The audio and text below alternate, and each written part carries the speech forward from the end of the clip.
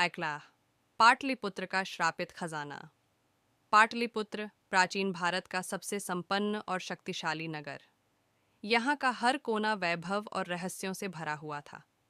राजा चंद्रकेतु का नाम दूर दूर तक न्यायप्रिय और साहसी शासक के रूप में जाना जाता था। लेकिन राजमहल के तहखाने में छिपा एक ऐसा रहस्य था जिसे सुनकर अच्छे अच्छे योद्धाओं के पसीने छूट जाते थे। यह था चंद्रकोश, एक रहस्यमय खजाना जिसे श्रापित कहा जाता था। किंवदंती थी कि जिसने भी उस खजाने को पाने की कोशिश की वह या तो गायब हो गया या पागल होकर लौट आया। लोग कहते थे कि खजाने की रक्षा खुद काल के रक्षक करते हैं। अरास गुप्त साधु का आगमन। एक दिन राजमहल में एक अजनबी साधु आया। उसकी आंखों में अजीब सी चमक थी। उसने राजा चंद्रकेतु से कहा, महाराज, मैं वर्षों तक तपस्या करने के बाद आपके पास आया हूँ।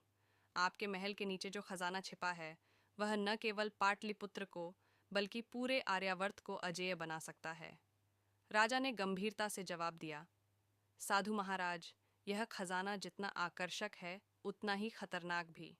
मैं अपनी प्रजा की भलाई के लिए इसे छिपाकर रखना चाहता हूँ।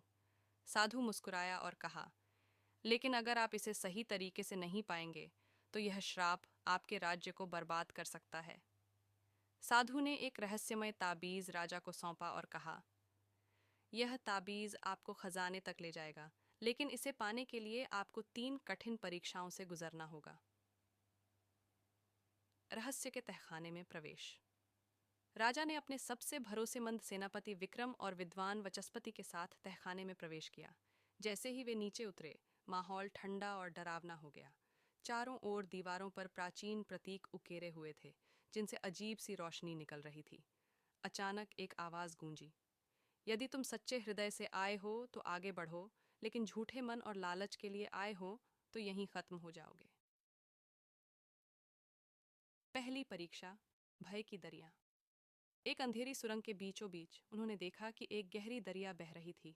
उसकी लहरें आग की तरह जल रही थीं। आवाज गूंजी, ये तुम्हारे भीतर के डर की नदी है। अगर इसे पार करना है तो अपने भय का सामना करो। राजा ने अपनी आंखें बंद कीं और मन ही मन अपनी सबसे बड़ी असफलताओं का सामना किया।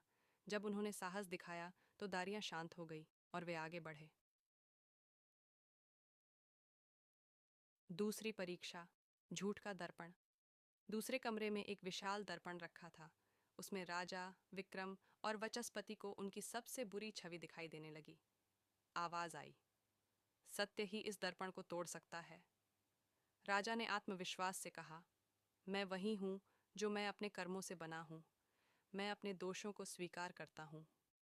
ये कहते ही दर्पण टूट गया और रास्ता खुल गया। टथिल्स, तीसरी परीक्षा, प्राण का बलिदान। तीसरी परत में एक सिंहासन रखा था जिसके चारों ओर काले नाग लहरा रहे थे। वहां लिखा था, चंद्रकोश तक पहुंचने के लिए किसी एक को अपने प्राणों की आहुति देनी होगी। यह सुनते ही विक्रम ने अपने प्राणों की आहुति देने का प्रस्ताव रखा, लेकिन तभी वचस्पति ने कहा, यह परीक्षा बलिदान की भावना की है, प्राणों की नहीं। यह सत्य सुनते ही नाग गायब हो गए। अन जाने का रहस्य। आखिरकार वे चंद्रकोश तक पहुंचे। वहां एक अद्भुत दृश्य था, सोने चांदी के ढेर, दुर्लभ रत्न और एक चमकता हुआ ग्रंथ। लेकिन जैसे ही राजा ने ग्रंथ को छूने की कोशिश की, साधु प्रकट हुआ। उसने कहा, महाराज, यह खजाना केवल न्याय और ज्ञान के लिए उपयोग होगा।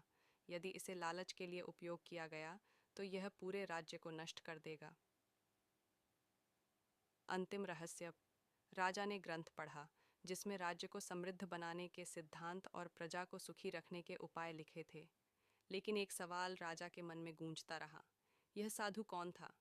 जब राजा ने साधु से पूछा तो वह मुस्कुराया और कहा, मैं काल का प्रहरी हूँ जो केवल सच्चे शासकों को राह दिखाता है। इतना कहकर वह साधु गायब हो गया। पाटलिपुत्र का भविष्य। उस दिन से पाटलिपुत्र और अधिक समृद्ध हो गया, लेकिन चंद्रकोश का रहस्य आज भी प्रजा के दिलों में रोमांच और भय का विषय बना हुआ है। कहते हैं, राजा ने खजाने को कभी उजागर नहीं किया और उसे हमेशा के लिए तहखाने में छिपा दिया। लेकिन वह साधु कौन था, यह राज आज तक अनसुलझा है।